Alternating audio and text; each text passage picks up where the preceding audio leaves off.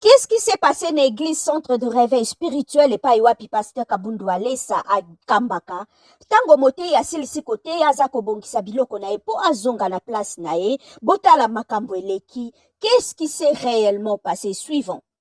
Pasteur Kabundu Alesa Vandaï de l'autre côté a une position d'état yamba l'orateur du jour directement à coller à kangie nanzoto loko la bitumba et pesa iko banga et pas ba collaborateur bomoni agitation bazo comprendre te mais qu'est-ce qui se passe? Est-ce que Balgi Babunda Azui a balancé l'orateur à mémier de l'autre côté et le pasteur habillé en bleu a eu un peu touché à l'épaule Nassine net ya ko calmer parce que bango pe babanda ko comprendre te c'est quoi le problème en question? Est-ce que le pasteur est humainement en colère ou bien eza scolaire moko sainte, eza l'onction du Saint-Esprit des télémissiers aya ko kanga orateur du jour nanzoto bomoni aza ko sala signe na mutu. Donc il s'est passé quelque chose na dimension moko spirituelle. Ba oh baza un peu charnel ba comprendre te ceux qui sont spirituels bazo comprendre. Donc pasteur akomaki na ba dimension mususu et la parole était tellement forte que onction ezalaki makasi et baki na ko toucher pasteur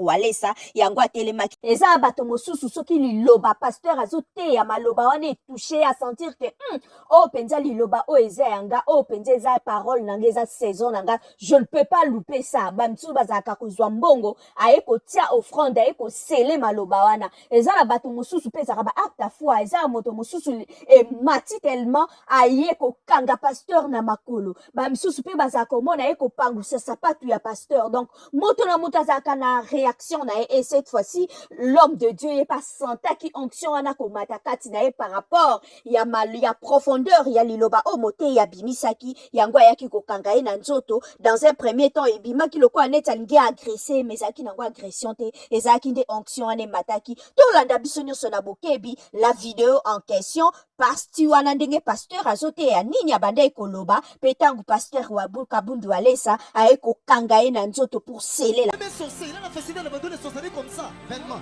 Non. L'accepte aujourd'hui, demain refuse tout. Ah, moi je n'ai pas confessé que je suis sorcier. Je pas dit. Tu vas commencer comme quelqu'un commence à nier. Si la sorcellerie des sorciers, pour que cela quitte la personne nie d'abord refuse. À combien plus forte raison le baptême du Saint-Esprit sur quelqu'un? Non. Chose reine. En toi, tu as la sorcellerie ou tu as le baptême de l'esprit. Dieu devient faible. Dieu devient faible devant les personnes en qui il a investi.